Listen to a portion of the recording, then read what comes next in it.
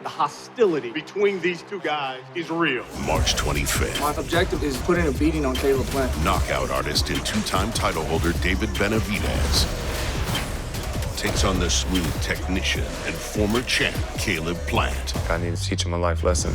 He knocks him down! And no one's backing down. I'm gonna beat the living shit out of you. You're not gonna do nothing. David Benavidez versus Caleb Plant, Saturday, March 25th, live on pay-per-view.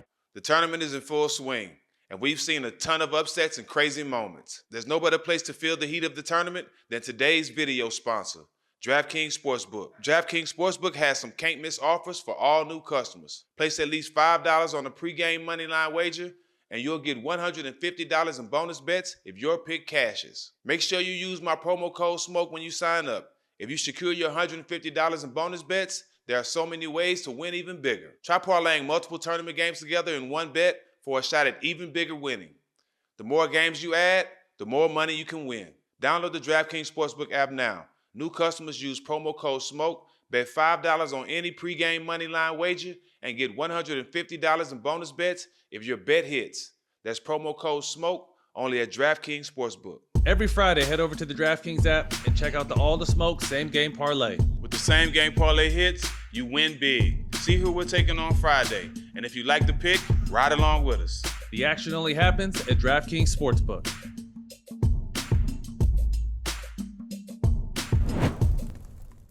Welcome into What's Burnin'. I'm here with Matt Barnes. And Matt, my plan today was to come in and not speak to you because UCLA beat Northwestern in the NCAA tournament over the weekend, but it's only the two of us. So that plan actually seems kind of shoddy. I'm still very sad though. Rach, I mean, you guys had a brief chance. I mean, you guys had a nice, valiant effort half, but you already kind of knew what the outcome was going to be. So we'll be all right.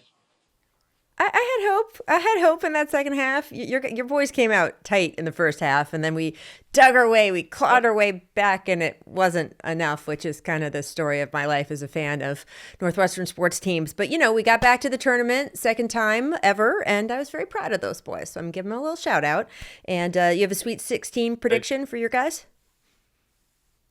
Gonzaga. We've had I wouldn't call it a rivalry, but we've faced each other enough, and they knocked us out in the national championship a few years ago. So obviously health is going to be a big part. It's as it is in the NBA, but definitely looking forward to Thursday. All right, we'll see what happens. Let's talk about NBA in the meantime. Ja Morant, my friend, is expected to play in the Grizzlies game against the Rockets on Wednesday night. He was actually eligible to play on Monday night, but it has been a while since his last game. It was all the way back on March 3rd, and the team thought he needed just a little bit more conditioning, so instead he was courtside.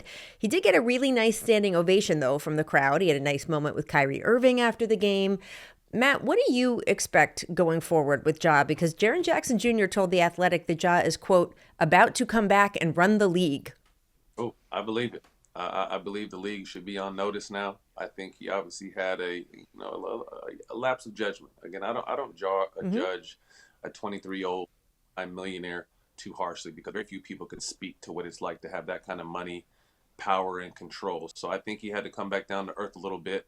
He took some personal time, which is always important. But I expect him to be a menace to society in a good way on the court. I expect him to come back with a lot of energy. You think about it, it was, a 2.5 week break.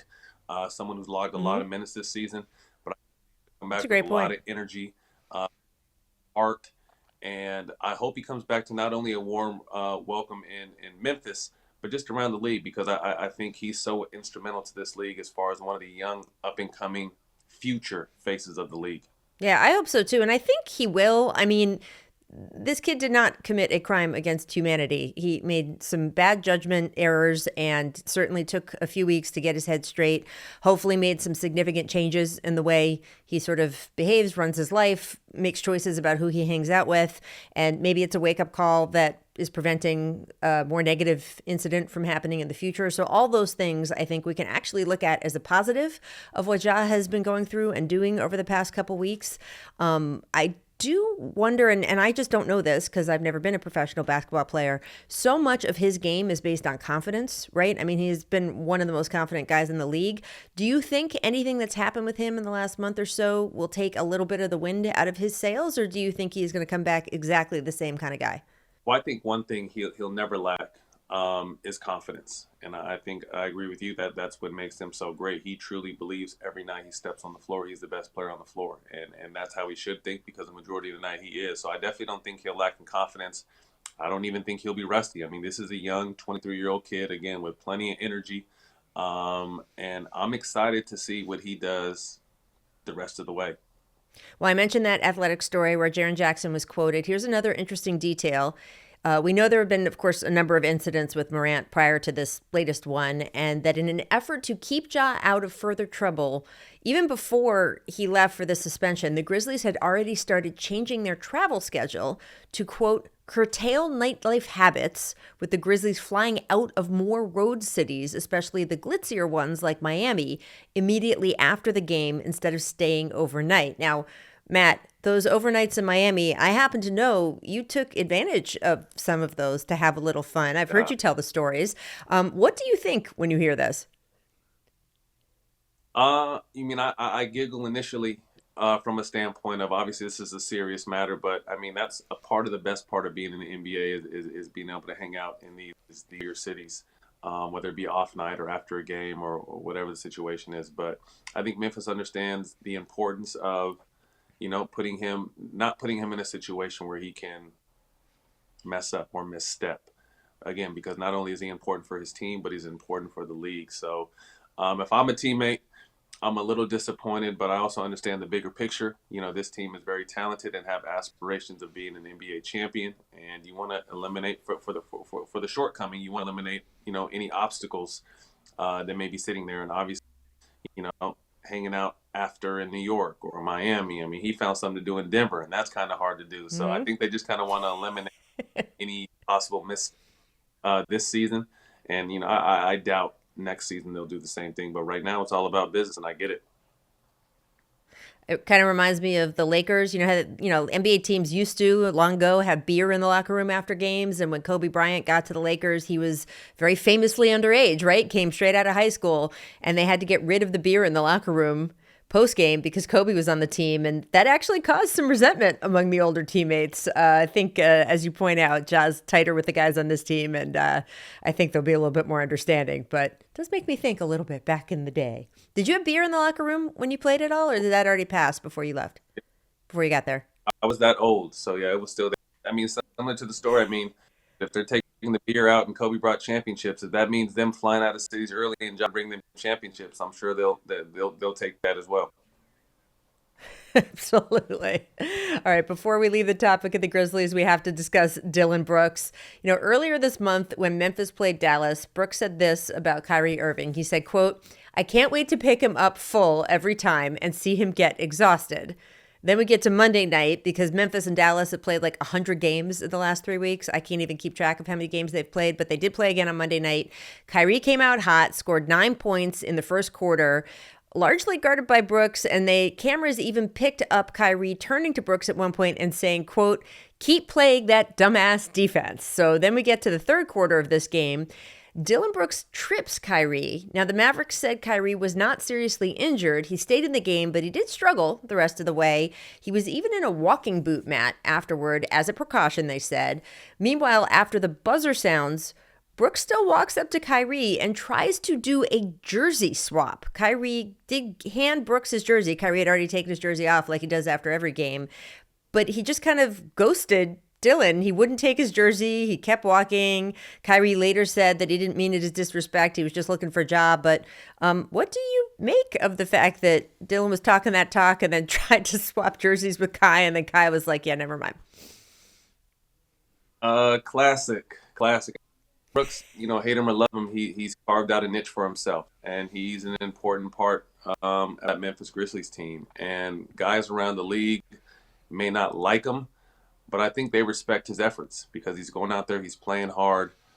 He for the most part, outside of getting technical fouls, he makes winning plays. So I'm sure there's a sour taste in the league about someone like him who has so much to say that hasn't accomplished much, but I think that's what this Memphis team kind of is about. This team is a young, very confident team. It feels like they're the best in the world. And I have no issue with that. You know what I mean? You have to show me. You have to be solid in the regular season, and then when the real lights turn on, playoff time. That's when you have to back your talking up. So I thought it was hilarious that Kyrie didn't take the jersey. Again, I mean, Dylan's just been out a lot, and if it's for an NBA, someone might have to check that. But it's the league now is there to run his mouth, and to me, I just he has to continue to back up his talking with solid play and his team's ability to win when it matters the most. Do you think that this is going to hurt? Like, because Dylan's kind of picked at guys on multiple teams. It's not just Draymond Green. It's not just Kyrie. There's guys kind of across the league that he sort of started stuff with. He's going to be a free agent. Do you think this is going to hurt his bag at all? I don't necessarily, because again, I mean, his numbers are what they are. I think he's with the top defenders in the league, and I was someone who may have rubbed people the wrong way. As soon as I got in that locker room, guys love me. So we out there talking as much as he was. I was more with the but there was kind of a stigma on me that hated to play against him, loved to have him on the team. So hopefully that'll be his stigma, because the kid can definitely, and I like it. I like it. I don't know if I would have liked it if he was an opponent. I probably would have had to say something, or do something. But you got to shut someone up, like shut that mouth up. You know what I mean? So until you can beat them consistently or knock them out of the playoffs or give them not a reason not to talk, he's going to talk. And even if you do give them not to talk, he'll probably still talk. Again, this is kind of just who that Memphis Grizzlies team is, and I know he's an important asset to that team. So I like what he does for his team. I love it as a fan. I mean, look, I'm not on the other end of his chirping, but so it's easy for me to sit on the couch and say, or sit courtside and say, oh, this is fun. But it's so much fun. Like, it's so much fun to watch this entire Grizzlies team and just sort of their confidence, as you said. Like, I mean, I don't know. I think we need more of that kind of stuff. The NBA is a sport. Sports are fun. Like, let's not take all of this too seriously. I love watching the Grizzlies mouth off and kind of go do their thing. And I think we need a little more of that in the NBA. So I'm all for it. I am interested to see how many enemies Dylan Brooks makes, or whether it's kind of like, as you said, like you. I mean, you're a guy that got so much respect from other players for the exact reason that you're talking about. So we'll have to see if he can pull that off as well. I don't know. It's interesting when you look at Memphis. Go ahead. No, I was going to say, it's just, because it's double pronged now, Rachel, because now you want to see what he does if he can back it up on the court, but then you also want to hear what kind of wild shit he's going to say in courtside or in the locker room, or is he, his little chest hair out with no shirt on. So he's creating a niche in himself for himself in this league, and I respect it. Love it. Love it. I mean, it's interesting, too, when you look at Memphis, because all the drama, look, if it's a distraction, that's one thing, but the drama has not really affected them on the court. They're still the number 2 team in the West. I think they've won 3 in a row as we sit here. Of course, the West is a very flawed conference right now overall. There are plenty of nights it seems like nobody would like to win a basketball game. Memphis is strong. The Kings obviously have been steady. We've seen other teams, though, kind of go up and down. If I asked you right now, hey, Matt, who is the best team in the West? Not on paper, where injuries don't exist, but just in reality, who is the team you would put your money on right now? Which team would that be? I wouldn't put my money on a team in the West. I'd put my money on a team in the East, because I just feel like the West is literally, you look at the top 3 seeds, Denver, Memphis, and Sacramento, they don't have very much playoff history for the actual core. You can see Denver at the Western Finals in the bubble, but that's just a little different kind of situation. So to me, as much as I respect Jokic, and as much as I love, working for the Kings, I'm out here in Sacramento, I love working together. Rachel, we know the most important thing in the playoffs is experience. So then when you come to experience, you look at teams that are lower than those seeds. So you look at the Clippers, who's made a Western Conference final run, and have a Kawhi Leonard, who's won 2 finals MVPs. You look at Golden State, who has the most experience in this, in the league.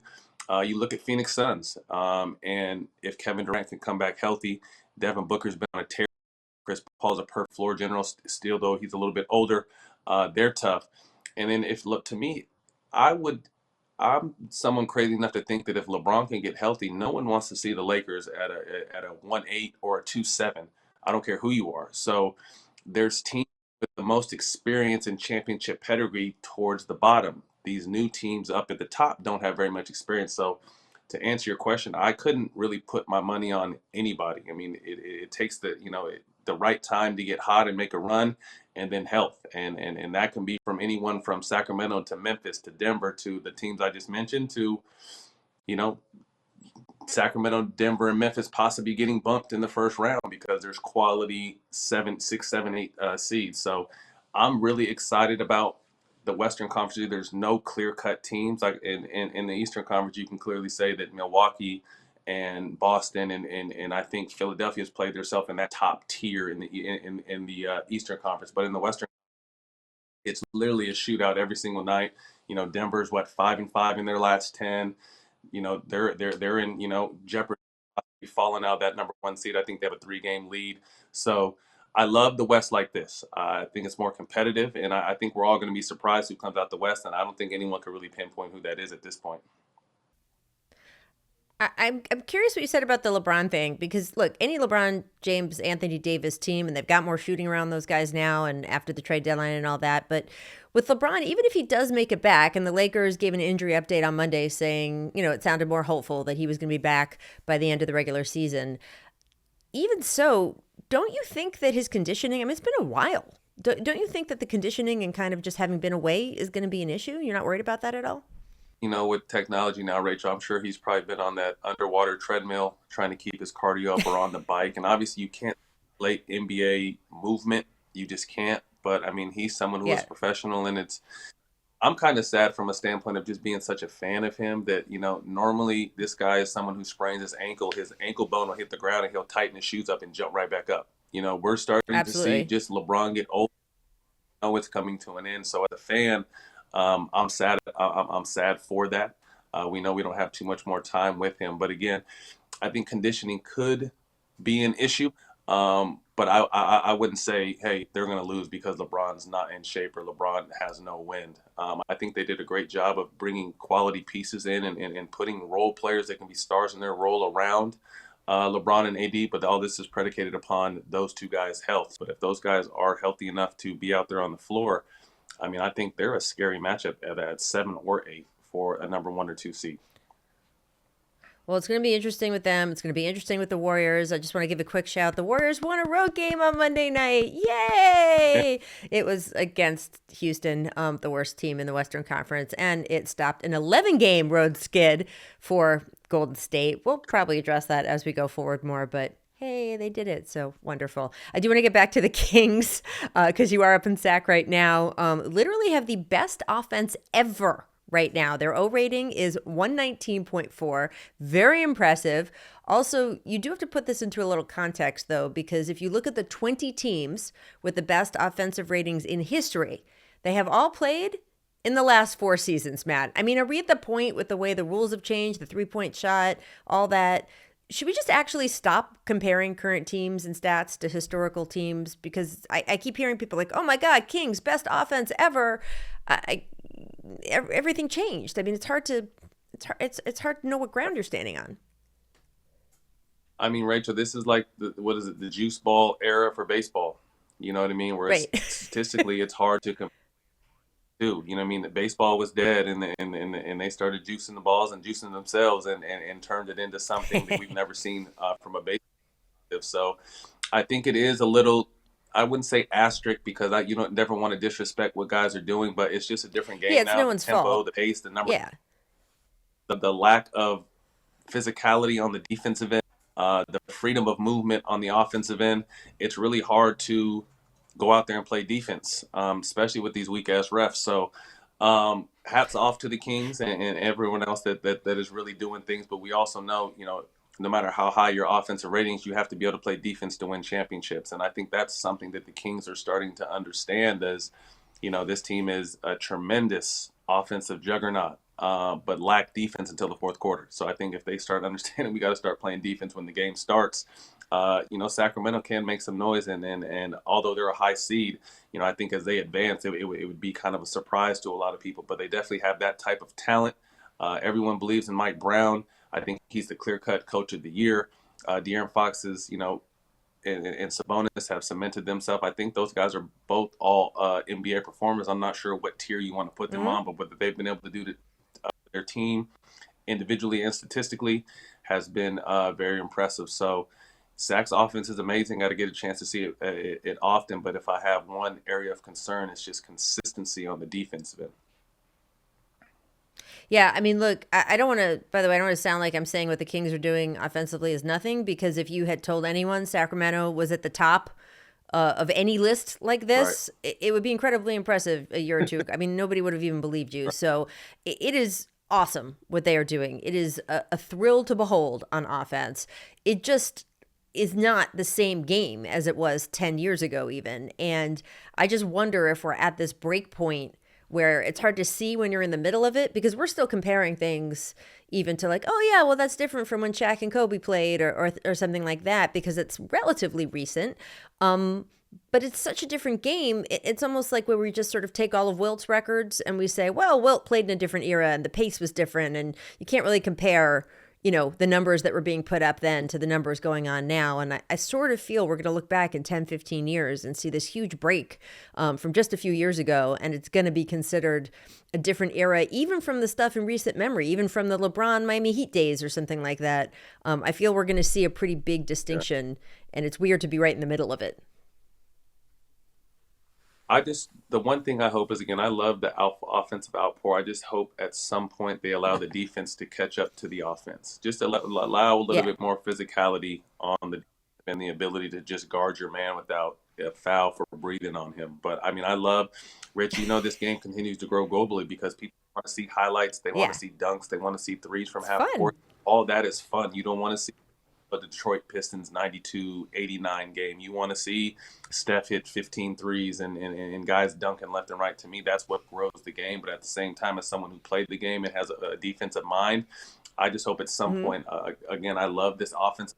And I feel like these kids are more skilled now than they've ever been. I just hope that the league allows the defense to catch up. Well, I'm going to not continue this line of discussion because I think if they could fine you retroactively for insulting the referees, they would reach back into this podcast and do that from your playing career. So I'm going to save you some money. But I do agree with you. And I think that I think we might see a swing. I don't know. Maybe at some point. I don't know. I want to move on to the New Orleans Pelicans because on December 30th, this team was tied for the top spot in the West. It's hard to remember. It was only a few months ago. They had depth. They had 3 20-point-a-night scorers. Now they're sitting outside even of the play-in, and obviously they've had huge injury problems since then.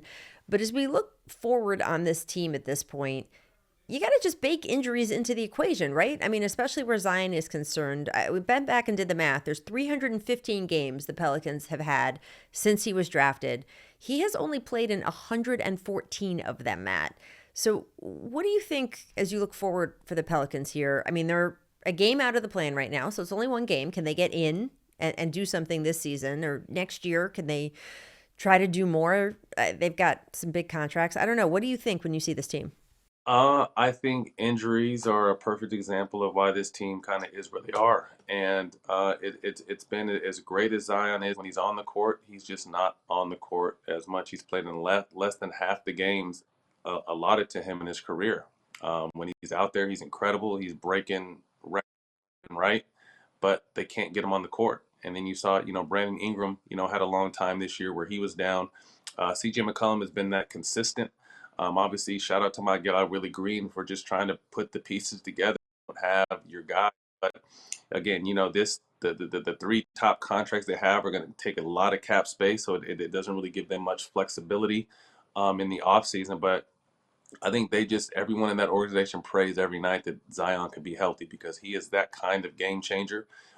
He is that kind of force. And I love CJ, Brandon, and Zion together healthy because I don't think there's another trio in the league that tough. Brandon Ingram is one of my favorite young players. He's got a little bit of KD in him. CJ McCollum is a veteran who learned a lot in Portland with Dame and can get you a bucket whenever he wants. And then again, there's nothing Zion can't do out there on the court if he's on the court. So I think, again, everything is predicated upon their health. I hope that he can get healthy because, I think he has so much to offer this game and so much to offer these fans. So If he's not healthy, this is a lower Western Conference team. If he is healthy, this is a team that to me is right in the middle of the pack in the Western Conference. What's tough about Zion's health, too, to me, is that it's such the axis that the team rotates on. And look, as you said, they've got plenty of other good players, but he is the gravitational force, right? I mean, every time he's on the court, everyone knows how important he is to the squad. So when he's out, and right now we don't know when he's going to come back from that hamstring injury, I would have to think, Matt, it affects guys mentally, too. I mean, as I said, they're only a game out of the play-in, but if you don't think Zion's coming back or you don't know when he's coming back, if you were a teammate, I would think that would affect you, right? That you would just sort of been like, yeah, okay, whatever. Well, I mean, obviously, you need your best player. And with all due respect to the other guys on the team, he is the best player. Side Rachel gives everyone else a chance to show what they got. Guys that, that wouldn't get the minutes if he was there, have an opportunity to kind of, and the organization gets to kind of see who else they have on that front line, because Zion is so dominant when he's in that he takes a lot of the fame or the light, so to speak. They know they go as he goes, and he hasn't been. So unfortunately, they don't. So is there a table on his return? I haven't been able to keep up with it, but hopefully there is, and hopefully if he does come back, he's able to stay on the court for the rest of the season.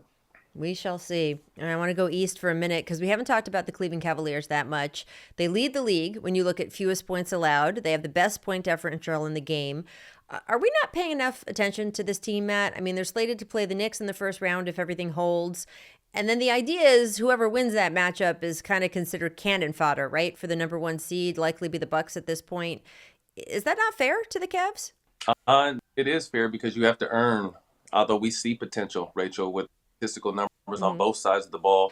We see they have Garland, who is an all-star, double-double guy, with Jared Allen, and the young boy Mobley, whose statistics are incredible if you take a look at them.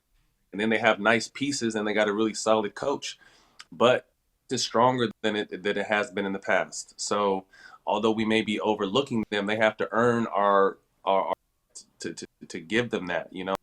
The only way to do that is to obviously, you can. I don't see why they wouldn't be favored against the Knicks. I like the Knicks done this year, but if the playoffs were to start today, I would probably pick Cleveland. And then the way you earn that respect is going against the Giant in the second round and being a Giant killer. Can you knock off Boston? Can you knock off Giannis in Milwaukee fully healthy? That's how you stop being overlooked. So they could be overlooked, but you have to earn that respect to not be overlooked, as Giannis did it. We were overlooking Giannis for a while. He can't get to the big game, or he can't do this, he can't do that, and he's continued to do everything that everyone said he couldn't. That's why he's looked at up here now. So I feel like Cleveland is kind of a second-tier team, and I said, I think behind Milwaukee, Boston, and Philadelphia, Cleveland is kind of a second-tier team. But the only way to get to that top tier, because they have all the pieces, is to do it in the playoffs. Yeah, I mean, look, I just want to see that Knicks-Cavs series before we even move on to the next round, because I'd like to see, Donovan Mitchell in the Garden with all the stuff and the drama that went on over the summer. I think it's going to be so hot. And here's a guy who I think is totally up to it, right? He's a performer. He can take that big stage and the boos of the fans and Spike Lee and all of that. I think it's going to be really, really good. So we got some good playoff matchups brewing here. I like it. Let's get to the...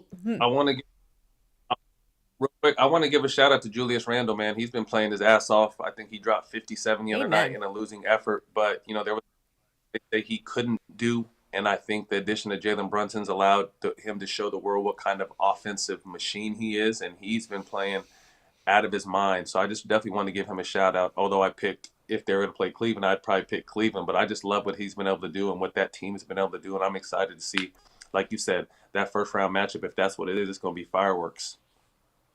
What I like about what Julius Randle's done this season, too, is that he really took time this past summer to take the criticism to heart. So many players sort of brush that stuff off or say that I'm getting screwed or they don't understand me or any of that stuff. And he really took Tom Thibodeau's words to heart. He took, some of the other people, elder statesmen around him, and changed a little bit the way he was approaching the game, even changing the way he approached the offseason a little bit. And I think that really speaks to, we sometimes say players, oh yeah, they really evolve in their first year or their second year. Even a guy who has been around a few more seasons than that, the fact that he was willing to sit there and say, I can be better and different, I give a big shout out to that too. And we're seeing the results on the court, which I like. All right, next up, Legendary Moments presented by Top Shot. All right, from March 20th to March 31st, NBA Top Shot and NBA fans are going to decide which of the 64 Top Shot debut moments is the most legendary in the Top Shot Debut Moment Showdown. So basically, in other words, this is an NCAA tournament style bracket for debut moments. So who do you think, Matt, of all the greats, which player had the best debut that should win this Top Shot moment bracket? Best debut? Shoot. I would just probably say Ja. I mean, Ja is a must-watch guy. You know, you can look at Steph and what he's able to do. There's so many talented players, but I just think from Ja chasing someone down and pinning a shot to the top of the backboard to dunking on an entire franchise, he's just much-watched TV, and I think and I speak for everyone. Everyone's just so excited to see him back on the court because he just is electric night in, night out. So if I had to pick one moment or one player, I would definitely pick Ja. They better get this tournament in now, because I think next year when Victor Wembanyama takes the court for the first time, we're going to see possibly a new contender in there. So everyone go vote now. You can follow the action on NBA Top Shot's website. Vote for your favorites all March by following NBA Top Shot on Twitter. Learn more and get started. Head to NBATopShot.com today. On the Radar, presented by DraftKings, let's talk about MVP, Matt. The race had largely been all about Nikola Jokic for most of the season, but the Nuggets have been struggling, the Sixers climbing up the standings, and Joel Embiid has officially taken the number one slot to the odds makers. Here they are. Joel Embiid is at minus 240. Nikola Jokic is plus 250. Giannis is sitting there at plus 450. And Jason Tatum is at plus 10,000. So if you're a Celtics fan and you want to put some money on Jason, you can get a good return for your investment there. Meanwhile, Giannis said last week that the whole thing is hard for him to navigate since there is no agreement on what anyone is voting on, which, I mean, thank you, Matt. You've had to sit next to me for years now talking about this. His point was, I don't even know what criteria people are voting for. What is your main criteria, Matt, when you talk about MVP? Let's start there. Let's start with you. I mean, it's just unspoken rules that the voters go by, but unspoken means no one else knows what the hell is going on. You obviously want to look at where do you have your team at? You know, what seat are they sitting in? I obviously think that's important. Your ability to not only score but affect the game in different ways. And I think Embiid's ability to not only score the ball from all three levels very effectively, he also is a solid rebounder and a rim protector. So, you know, you can arguably say, Rachel, every single season there's two or three guys that can win it every single year. You know, and I think Giannis is one of the since he's Brian, he's been someone who could win it every single year. And that's not to take away from Jokic. And, you know, obviously some people felt that Embiid had won at least one of those last two, but they've been Jokic. Yep. So his numbers themselves, his ability, he has his team sitting at the top of the Western Conference, although they've been playing, you know, 500 ball of late. That's hurt him. But I just think the tear that Embiid's been on, I think the fact that he's been so close 2 years in a row, it could have went either way, literally. I think what he's done this year, the tear he's been on, getting hot at the right time, getting his team, climbing his team up to, you know, I think either a half game out of second or a game out of second in the Eastern Conference is really big. And he deserves it, because I was someone who thought he deserved it last year. So I'm glad odds makers kind of see, you know, what everyone else has been seeing. But to your point, Rachel, there is no criteria. And I think that's what keeps not only players, but fans and possibly voters sometimes confused on, like, what are we really looking at? You know, what are we really judging? Is it points per game? Is it wins? Is it defensive efficiency? You know, what is it impact on the team? So I don't really know what the criteria is. I just know that I feel like Joel Embiid could possibly already have one MVP under his belt, but should definitely get his first this year. See, that's so you're making the point that he could have won previously. He maybe should have won previously in the mind of some voters and fans, and that factors into your decision. And you're not anywhere near alone. Boogie Cousins said basically the same thing on this podcast last week. And yet that's not who had the best stats this season, and which is why I keep arguing we need to separate out the idea of who has had the best statistical season from who the best player is right now, who is the guy you'd least want to face, especially since, are we talking offensive stats? Are we talking defensive stats? And I get the nuance of, hey, it shouldn't just be a straight one factor thing. Otherwise, we don't even need to have a vote. We could just sort of do it robotically. But there's a difference between having nuance in having an argument over MVP, and I like to take into account this, and every voter likes to take into account that, and just having it be totally scattershot with 10 different things coming into the equation and nobody being able to even agree on any of them. So I just think we've gotten so far away from any sort of ability to have a consensus, and the tone of the debate has gotten so toxic, in part because, I mean, part of it's internet culture, but part of it is because people are yelling at each other or past each other about totally different things. So I would, again, as I've said many times, I'd like to see a little awards reform here and have the NBA join the NFL to join the NHL and separating out some of these awards for best overall player versus who's had the best season. But I think we're at that point right now where how this vote goes will dictate possibly where people see that criteria laying, because Nikola Jokic does have some superior statistical numbers in a lot of different categories. But the feeling among a lot of people who watch the NBA right now is, hey, if I had to face one of them, you know, Joel Embiid is the guy I fear the most right now of those two. Or Giannis, by the way. No, I agree. And both of those guys. And I think, you know, the NBA is so progressive, and I completely agree, you know, with just the offensive MVP. I mean, excuse me, or you know, whatever, offensive player of the year. You know what I mean? And then an MVP. To me, those are two. Sometimes they could be tied in one. But I think the one thing that I really like that they've been talking about of late is you have to play a certain amount of games. And I think you and Boogie discussed games that minimum. Last show as well. Mm-hmm. Yeah, and I think I wonder what that with 570 games. I mean, you think back when we played, I mean, it was a badge of honor to play 82 games. You look at Michael Jordan when he was making his runs, he was playing 82 plus winning defensive player of the year, finals MVP, like obviously the game has changed, and I don't want to compare eras, but to win such a big award, I think you definitely should have to play, or to win any award, I feel like you should have to play a certain amount of games, because there are guys out there that are pushing themselves to try to get to every single game. To play every single game. So I definitely like where that's at. I just wonder what that magical number will be if that's something that's implemented. But here's my cynical take on that. Whatever that magical number is going to be a negotiation between the Players Association and the league. And I could pretty much, as I sit here, guarantee you that that number will not be as high as a lot of fans will want. So let's say that number ends up being 60, 65.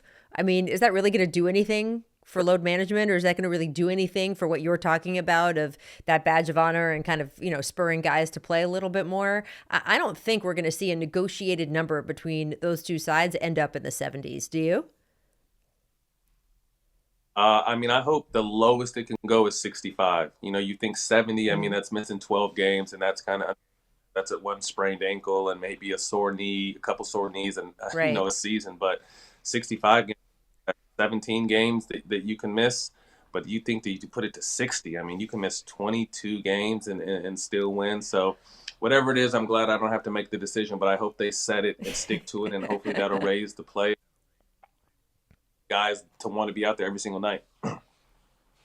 We shall see. Let's go to Chicago for our closing thoughts here to start off. Lonzo Ball just had a third surgery on his injured knee, and this was a cartilage transplant, Matt. That sounds gnarly. It is a relatively new surgery as opposed to a full knee replacement. So we've never had an NBA player undergo this and return. Honestly, it doesn't sound like even his doctors are comfortable saying for sure what his prognosis is. They just keep saying this is his, quote, best hope. So, Matt, what do you think? Because it's not just this surgery. Lonzo Ball has had a lot of injury issues his whole career. What is your gut telling you about whether we see Lonzo Ball back on an NBA court again? I want to say my gut is going to tell me that it's going to work. I want it to work as a fan of his. And, you know, obviously medicine has come so far, Rachel. Remember, an ACL used to be a career ender. An Achilles definitely used to be a career ender. And then you look at guys like Klay Thompson. back from both. Kevin Yep. back from the Kevin Achilles. Durant. So I want that belief. Yeah, I want to have that belief that medical is at an all-time high. But I feel bad for him from a standpoint of he's a good kid, and it's been a rough ride Yeah. since he stepped in this. Partly because partly because he hasn't had an opportunity to play. But when he's healthy, Rachel, he's one of the best court vision guys in the game, and he's someone who is old school from a standpoint. He'll pick you up 94 feet and make Yeah. you work and take the ball from you if you. He is such an important. I think his brothers kind of come in and taking that flair of obviously the ability to put the ball in the basket. But Lonzo was someone who could put the ball in the basket, make plays for his team, and make his teammates better. But then also really locked in on the defensive end. Like he was picking when he was with picking up 94 feet. I love stuff like that. So I just pray that this is the situation that gives him a chance to get back out there. I hope the medicine is again, like I said, at an all-time high. It always continues to.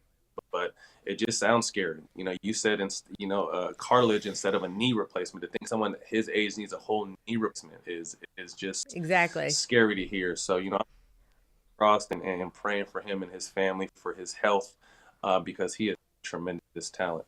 Yeah, I mean, he's, as you said, it's his whole career, and it's been all the crazy hoopla with his dad starting out and kind of the attention that's been on him. He's soldiered through a lot, and I think a lot of people around the NBA are hoping this works finally. Maybe we will find out. Let's skip over to Washington, D.C., my hometown. Magic Johnson looking to extend his team ownership portfolio by joining Josh Harris's bid to buy the Washington Commanders. Now, Magic, as we know, currently owns the pieces of the Dodgers, the Sparks, the LAFC. Harris, of course, has a big stake in the Sixers. Now, Magic would obviously not be the majority owner in this situation, but I'm just curious for your take. Do you think if this group is able to pull off the sale, do you think he would have a real voice in the NFL, a league that has struggled sometimes with social issues, how players are treated overall? Or do you think because he's not going to be like the voice, the guy in the chair at those league ownership meetings, he won't really be able to have that impact? I mean, his name is Magic for a reason. Whether he's a minority owner or, whatever. He finds a way to have his voice heard, and it should be heard. Question to you, since that's your city, what is your thought on it? I mean, management and ownership, there's always been issues with Snyder and management there. They're able to put similar to what the Knicks have been able to do. They've been able to put good talent together, but it always starts at the top with that team. So as someone who is a hometown girl there, what is your thought on the possibilities of someone like Magic and knowing what he brings to our game, have an opportunity to possibly bring that to your team in the NFL? I mean, look, Dan Snyder cannot sell that team fast enough for me. I mean, as far as I'm concerned, he could sell it to like the guy in the corner selling newspapers, and I would be like, awesome, great, new team owner, fantastic. So Magic Johnson, of all people, and Josh Harris, by the way, who's done great things with the Sixers in conjunction with Michael Rubin and their partnership group up there. But, seems like a good group to me in terms of all these guys' track record. And I would love to see Magic Johnson's voice in the NFL. I think that it's a great point. His name is Magic. And I think that even if he doesn't have an official seat at some of those tables because he wouldn't be the majority owner, his word carries so much weight and that he would get quoted in the newspapers. I mean, he doesn't need to be the majority stakeholder to have a majority style voice. And I think, frankly, the NFL could use Magic Johnson. So I am hopeful that among the many different interesting groups, one of them goes through soon and that team can get a fresh start because it has been miserable for a long time in that city. That is the team that made me fall in love with sports. They won 3 Super Bowls during the span of my childhood and college and stuff. And it has been hard to watch, and all the stuff, the allegations and the proven things that went on in that front office there, and just the degradation of women that has gone on there has just been just stomach churning. And so I would like someone to buy the team, and I hope that Magic Johnson gets to be one of those someones. That's all I would say. So I have some strong feelings. Can you tell, Matt? I don't know. Is that coming across? Good luck to you and those Commander fans. I would love to see it. Magic is the voice for our people. We obviously know that not just our people, but we also know the NFL needs some help with just diversity and the way they look at things. And like you said, although he may not have the biggest seat at the table, he definitely has the biggest platform, bigger platform than Jerry Jones, bigger platform than any owner in the NFL. So when Magic speaks, it's heard. So I would love to see someone who I grew up idolizing on the basketball court, who's become a business juggernaut, have the ability to cross over into the NFL and have a little piece of that as well. And it's interesting that Magic is talking about expanding that presence in a place like the NFL, because we've also got news this past week that Michael Jordan is exploring selling his stake in the Charlotte Hornets.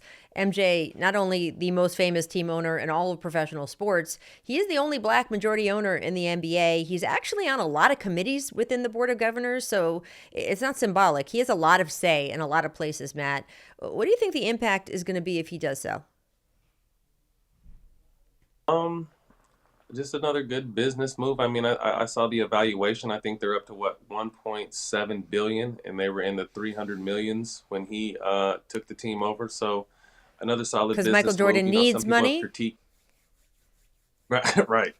Some people have critiqued his management, owner skills, whatever. But at the end of the day, I mean, like you said, the only black majority owner in the game, a former player who's done so much for the game. I mean, he just kind of free will to do what he wants. It always seems like somehow he always ends up doing something with some good money. This is no different. So it'll be interesting to see. Obviously, Charlotte is just a tough place to build something. You know what I mean? So whether it's him or somebody else, it's just a tough build. But, you know, I'm always going to be a fan of MJ. So best of luck to him. Well, as you say, it's tough. The fan base has gotten a bit defeated. 2 tickets to Monday night's game against the Indiana Pacers, Matt, were listed on a ticket resale website for $1 each. Of course, they were actually $14 with fees and taxes, because that's how ticketing apps work. But a single upper level seat was going for $3.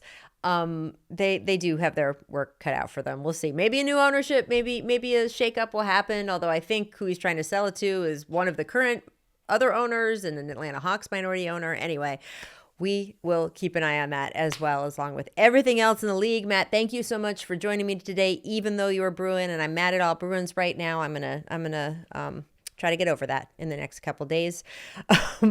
What's Burnin', folks, is available every week on Showtime Basketball YouTube, on Twitter, Instagram, TikTok at @ShowBasketball.